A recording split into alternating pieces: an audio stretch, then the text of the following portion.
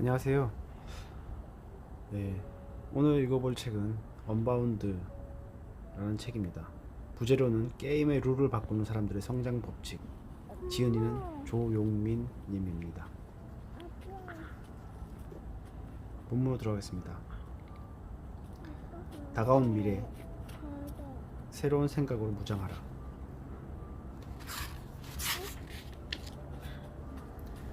속도의 시대에 살아남기 위해서는 습관적 사고의 패러다임에서 벗어나야 한다.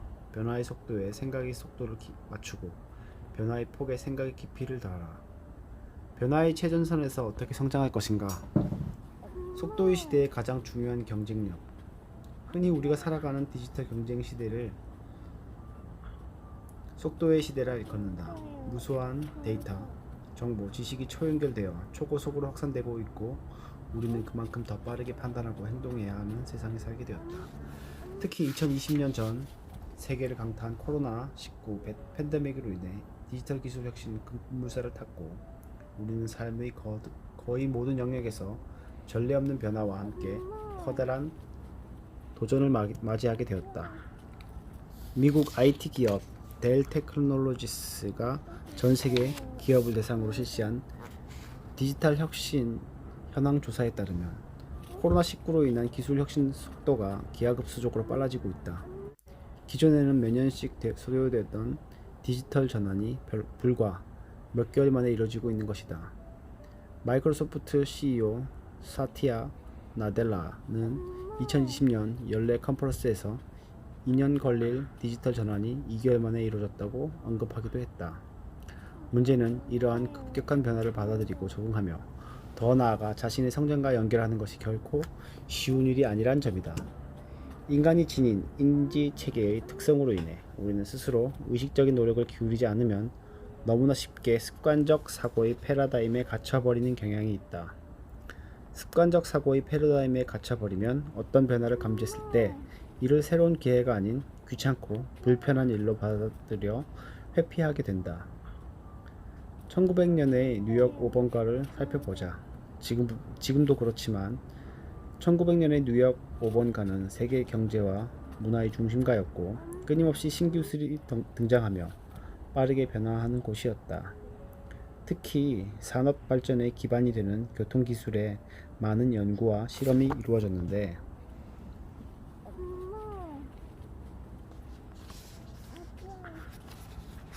당시 언론은 뉴욕 시민들에게 이러한 질문을 던졌다. 만일 움직이는 기계가 생긴다면 무엇을 하겠습니까? 시민의 대답은 한결같았다. 말똥을 치우는데 쓰겠어요. 당시 움직이는 기계란 오늘로 치면 인공지능이 탑재된 로봇만큼이나 혁신적인 도구였다. 하지만 그런 혁신의 산물을 두고 사람들은 고작 말똥을 치우는 용도로밖에 상상하지 못했다. 이유는 간단하다. 이동수단이 오직 마차뿐이니만큼 그 마차 때문에 생기는 말똥을 치우는 일이 급선무라고 생각에 갇혀 있었기 때문이다. 만약 당시 누군가가 마차를 대신해 움직이는 기계가 주요 이동수단이 될 것이라고 말했다면 모두의 비웃음을 샀을 것이다. 우리가 익히 아는 천재들의 발명품이 당대에는 인정받지 못하다가 수백 년이 지난 후에야 빛을 발했던 것처럼 말이다. 하지만 사람들이 그런 고착화된 생각에 안주한 사이 변화는 급격히 진행되었다. 말똥 처리에 대한 사람들의 고민을 뒤로한 채 거리에는 마차 대신 움직이는 기계, 즉 자동차가 들어서기 시작한다.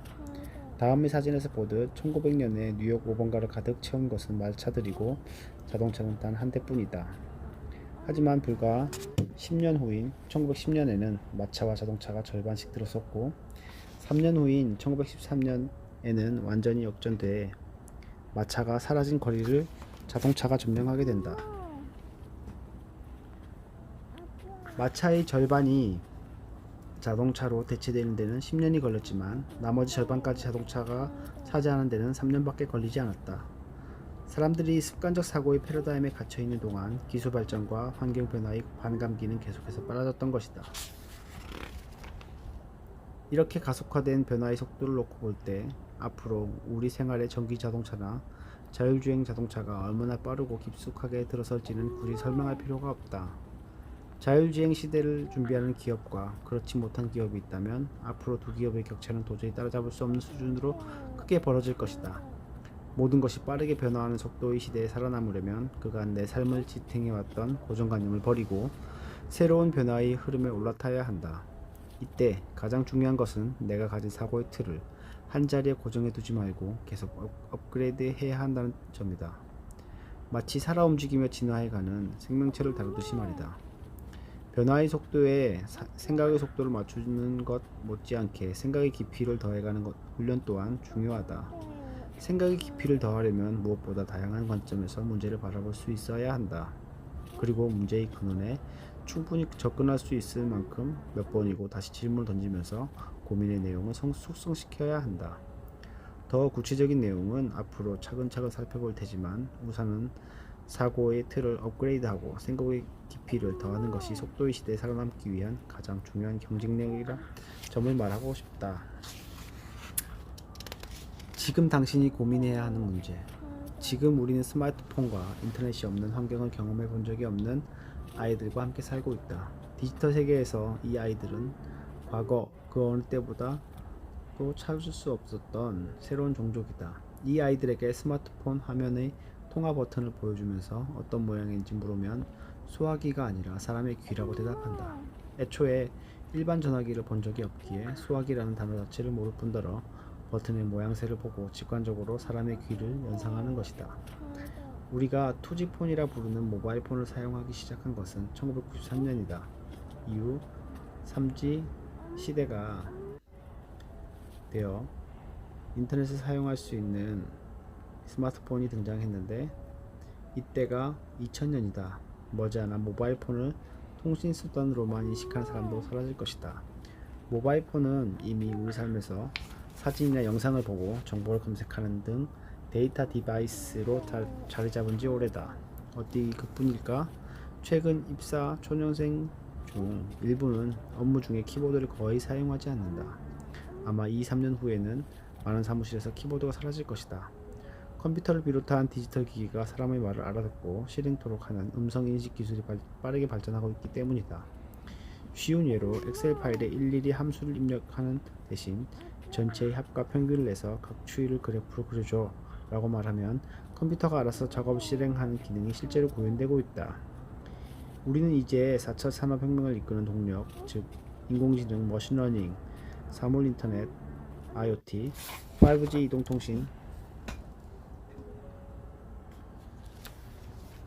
기술과 동떨어진 삶을 상상할 수 없게 되었다.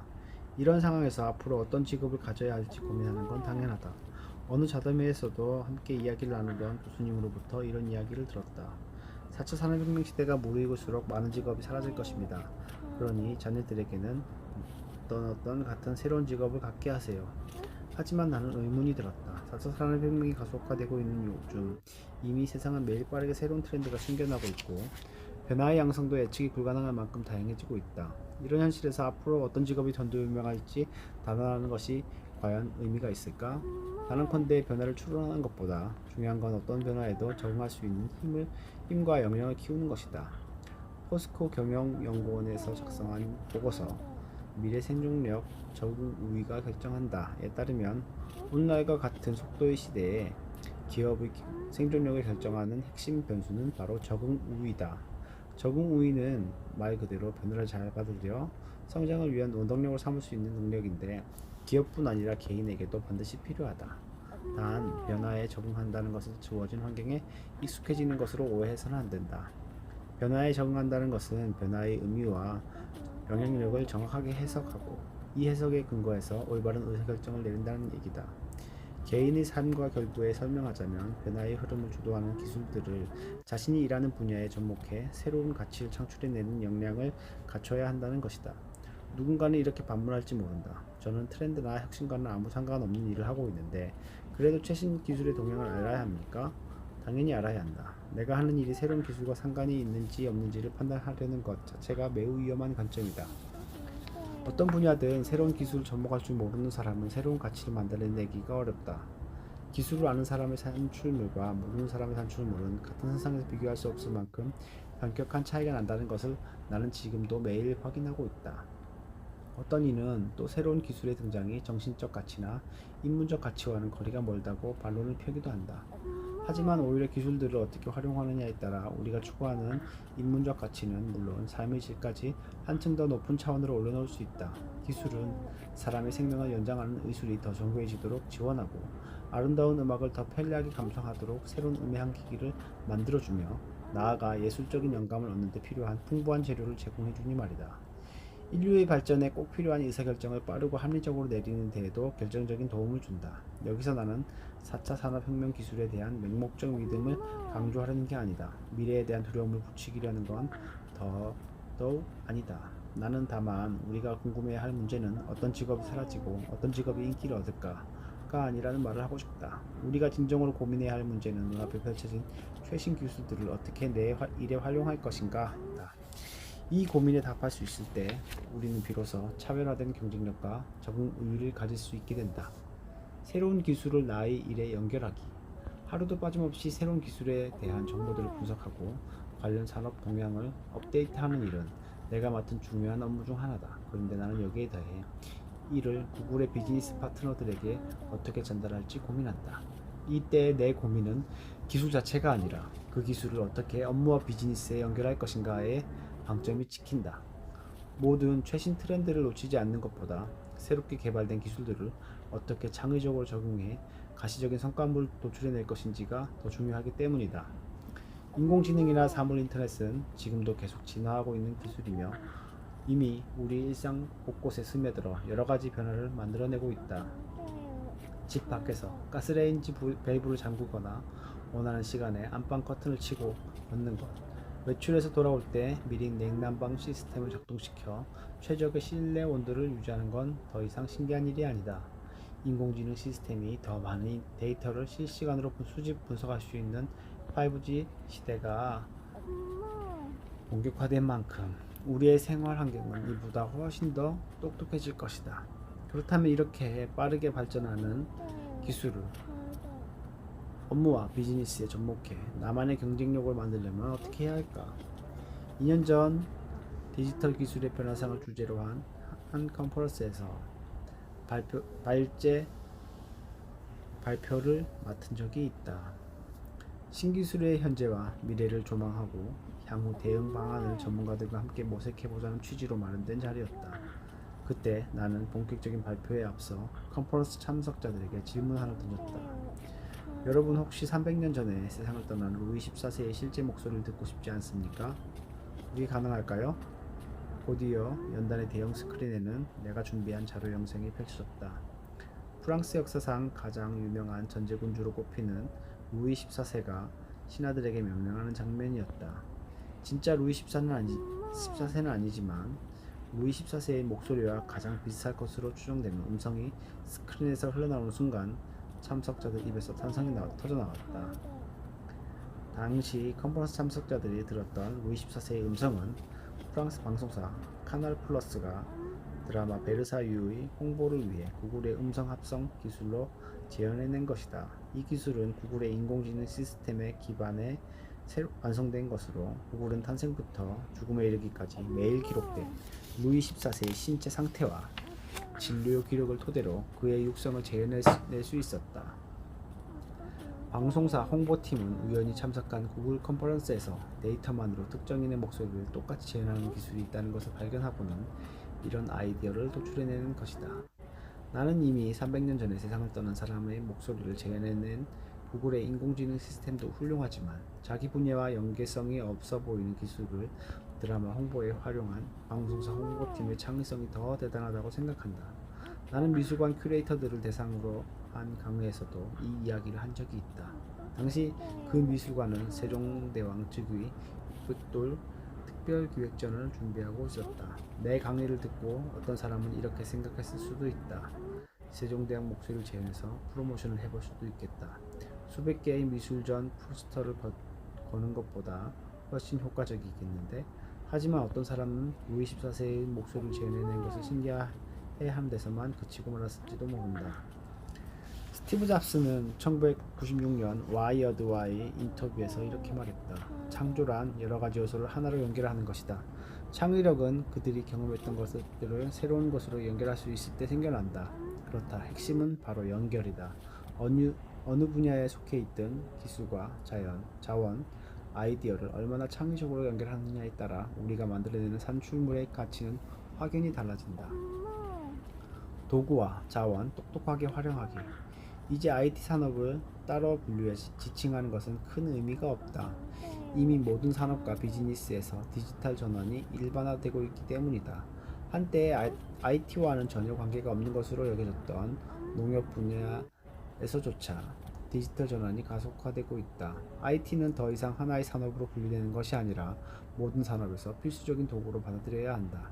이제 빅데이터, 인공지능, 사물 인터넷을 모르고 마케팅을 한다는 것은 생각하기 어려울 정도가 되었다. 그래서인지 파트너사들과 미팅을 해보면 자신들이 디지털 관련 업무를 꽤 잘하고 있다고 자부하는 경우가 적지 않다.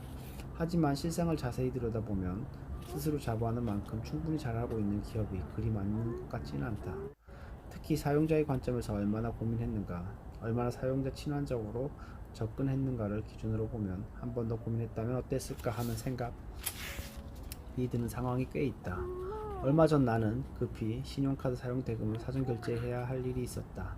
먼저 한 카드 회사의 앱으로 선결제를 하려고 했더니 즉시 결제 서비스 이용 시간이 아닙니다 라는 안내 문구가 떴다.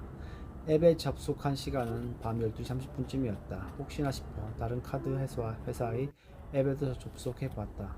이번에는 접수가 되었다는 문구와 함께 실제 처리는 이튿날 영업시간에 된다는 안내문이 나왔다.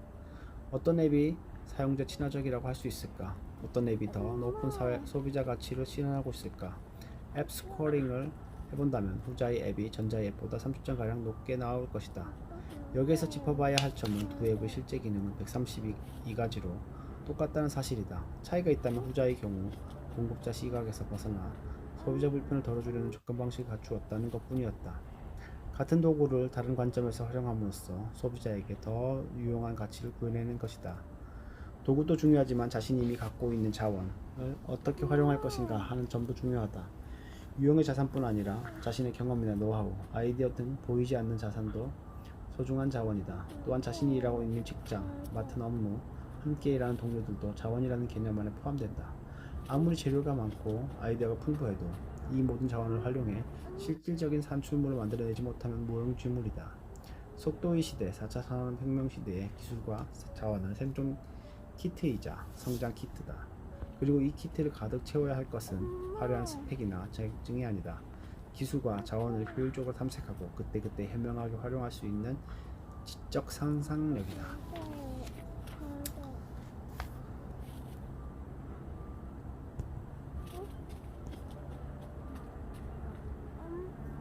혁신은 어디에서 오는가? 데이터가 중요한 이유. 인공지능은 인간의 지능을 컴퓨터로 구현하는 기술이다. 21세기를 사는 우리의 삶에 엄청난 혁신을 일으키는 기술이지만 사실 이 기술이 최근에 등장한 건 아니다. 1956년 미국 다트머스 대학교 존 메카시 교수는 최초로 인공지능이라는 용어를 사용하며 이를 지능이 있는 기계를 만드는 과학과 공학이라고 정의했다.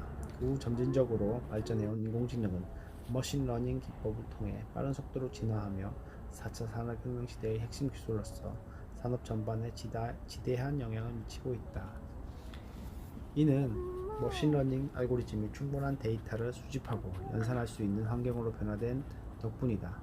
예전에는 소비자 성향이나 트렌드를 파악하려면 조사원들이 직접 거리로 나가 설문조사나 인터뷰 방식으로 시장 조사를 해야 했다. 방송에서 흔히 볼 수 있었던 명동에서 100명에게 직접 물어보았습니다 라는 문구에서도 알 수 있듯 인파가 집중된 곳에서 무작위로 선정한 사람들 대상으로 의견을 묻는 방식이 일반적이었다. 그만큼 과거의 트렌드 조사는 상당한 인력과 시간이 투입되어야 하는 일이었고 무엇보다 대규모 조사가 어려워 대부분 표본조사 형식으로 이루어지다 보니 결과에 대한 신빙성도 그리 높지 않았다. 하지만 불과 몇 년 만에 상황이 크게 달라졌다. 모든 조사 과정이 온라인에서 이루어지기 때문에 필요한 인력과 시간이 대폭 줄어들었을 뿐만 아니라 대규모 조사를 실행하는 것도 훨씬 용이해졌다. 더 나아가 굳이 설문조사를 하지 않아도 수많은 정보를 디지털 플랫폼을 통해 실시간으로 수집할 수 있게 되었다. 한 예로 스마트폰 사용자가 하루에 스마트폰을 터치하는 횟수는 150회 정도인데 한 번 터치할 때마다 사용자 관련 정보가 끊임없이 생성되고 축적된다. 그 덕분에 누가 어떤 곳에서 무엇을 구매했는지, 어떤 카페를 가려고 하는지, 어떤 음악을 즐겨 듣는지 등등 다양한 정보를 수집하고 읽어낼 수 있다. 복잡한 기술 이야기를 걷어내고 말하면 그렇게 읽어낸 정보들이 바로 데이터다. 그리고 그러한 데이터를 활용해 소비자를 분석하고 보다 정확한 마케팅 솔루션을 찾아내는 것이 가능하게 되었다. 헤어드라이어 제조회사에서 마케팅 계획을 세우는 과정을 살펴보자. 먼저 매출 구조를 확인하고 구매자와 사용자에 관한 수십만 개에 이르는 방대한 데이터를 들여다볼 것이다. 그 결과 일반 헤어드라이어는 생필품 시장이지만 고급 헤어드라이어는 선물 시장에 가깝다는 팩트가 도출된다. 고급 헤어드라이어의 경우 여성 구매자보다 남성 구매자가 많다는 점, 즉 구매자와 사용자의 성별이 다르다는 점을 알게 된다.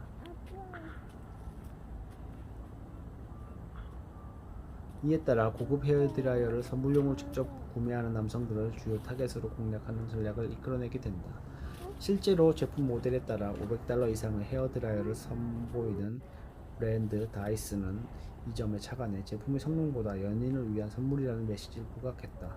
그 일환으로 큐피드가 헤어드라이어의 둥근 헤드 안으로 화살을 쏘아보내는 광고로 큰 성공을 거둘 수 있었다. 축적된 데이터를 기반으로 잠재 고객과 사용자의 성향을 분석하고 그에 따른 명확한 솔루션을 찾아내기에 가능한 성공이었다. 과거 산업혁명의 중요한 도구는 증기기관, 컨베이어 벨트, 컴퓨터 인터넷이었고 이를 작동하는 동력은 석탄, 석유, 전기였다. 4차 산업혁명 시대에는 그 역할을 데이터가 하고 있다. 인공지능은 데이터를 습득하며 갈수록 경험치를 쌓아가고 사물 인터넷도 데이터를 바탕으로 더욱 정교하게 작동하고 있다.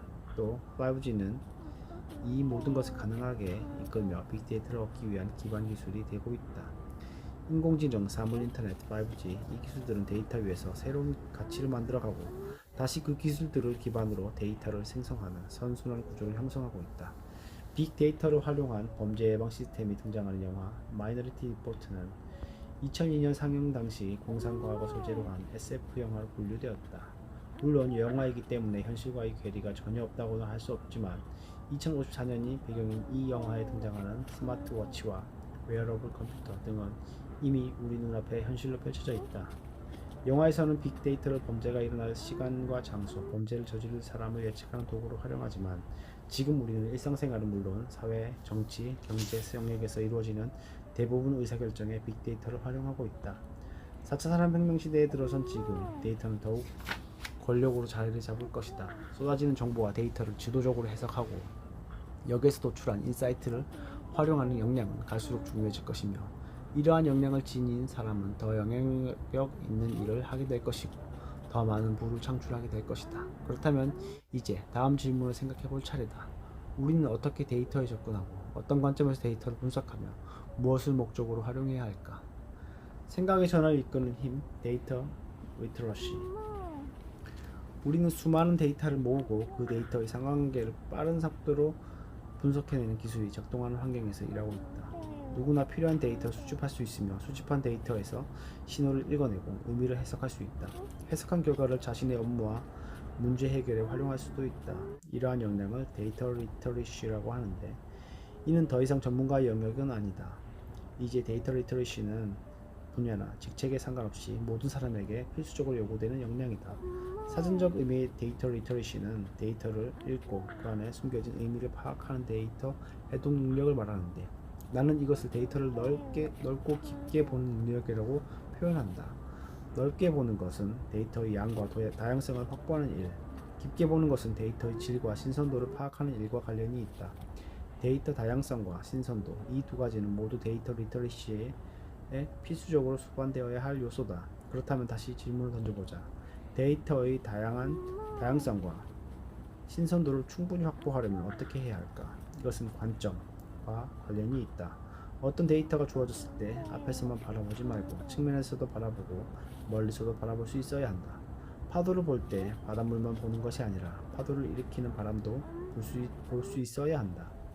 관점을 이동하며 본질을 보려는 노력이 수반되어야 우리는 평범한 순간을 성장의 기회로 삼을 수 있다. 주변의 모든 정보에 접근하는 과정을 지속적으로 혁신하는 것은 데이터 리터러시의 가장 기본적인 원칙이다. 관점을 혁신하려면 자신의 생각이 틀릴 수 있다는 가능성을 염두에 두고 다른 사람의 의견이 들어올 수 있는 창구를 항상 열어두어야 한다. 혁신이라고 하면 굉장히 거창한 것을 받아들일 수도 있는데 결코 그렇지 않다. 우리는 일상적인 생활과 업무에서도 스스로 관점을 혁신하려는 노력을 통해 얼마든지 남다른 결과를 얻을 수 있다. 나는 어느 강연에서 성공에 정해진 방정식은 없다는 전제 아래 방 정리를 잘하는 것과 성공 사이에는 뚜렷한 상관관계가 없을 수도 있다고 이야기한 적이 있다. 그런데 유튜브의 강연 영상이 업로드된 후 방 정리를 잘했으면 더 크게 성공했을 것이라는 댓글이 달렸다. 물론 자신의 주변 정리를 잘할수록 업무에 더 쉽게 집중할 수 있는 환경이 조성되어 그만큼 성공할 확률이 높아질 수도 있다. 그러나 사실 내가 전달하고 싶었던 바는 방 정리와 성공을 상관관계가 뚜렷하게 성립하지 않는 각각 독립적인 사건으로 바라볼 수도 있어야 한다는 점이었다. 누군가 내일 해가 동쪽에서 뜨면 비가 올 확률이 낮다 라고 이야기했다면 어땠을까? 해는 늘 동쪽에서 떠오른다. 그러니 이는 비가 올 확률과는 아무런 상관이 없다. 실제로는 해가 동쪽에서 뜬 날 비가 오기도 하지만 그렇다고 여기에 인간적 상관관계가 성립하는가 하면 그렇지가 않다. 누군가는 방 정리를 잘해야 성공한다는 견해를 가질 수 있다. 하지만 그보다 중요한 것은 그러한 견해 자체가 아니라 반대의 견해에 대해서도 열린 시각으로 생각해 볼 수 있어야 한다는 점이다. 반론을 제기할 때에도 나는 이렇게 생각하는데 당신의 생각은 무엇인가? 라고 창구를 열어두어야 한다.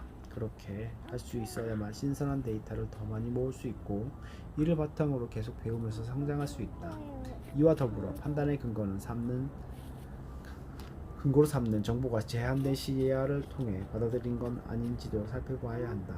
독일에서는 총선을 통해서 가장 많은 표를 받은 다수당의 대표가 총리로 선출되는데 2017년 총선에서도 기독교 민주연합이 집권당이 되면서 앙겔라 메르켈 총리가 네 번째 연임을 하게 되었다. 2005년부터 15년 넘게 여성 총리가 연임하는 나라에서 태어난 독일 어린이들은 남자도 총리를 할 수 있나요? 라는 질문을 한다고 한다. 태어나서 지금까지 남성 총리를 한 번도 보지 못했기 때문에 그런 의문이 든 것이다. 타성의 수준체, 익숙한 방향으로 생각하는 것도 문제지만 하나를 보고 모두 알 수 있다고 여기는 태도 역시 문제적 상황을 초래할 수 있다는 얘기다. 예전에는 데이터를 수집하는 과정 자체가 힘들었기 때문에 하나를 보고 열을 판단하는 것이 미덕이었다. 하지만 열 이상을 볼 수 있는 물리적 환경이 갖춰진 지금 열 이상을 보고 정확하게 하나의 본질을 꿰뚫어 판단할 수 있어야 한다.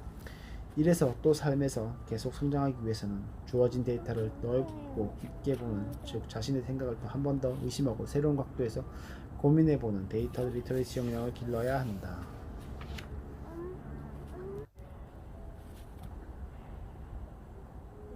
네, 오늘은 여기까지 읽도록 하겠습니다. 긴 시간 함께 해주셔서 대단히 감사합니다.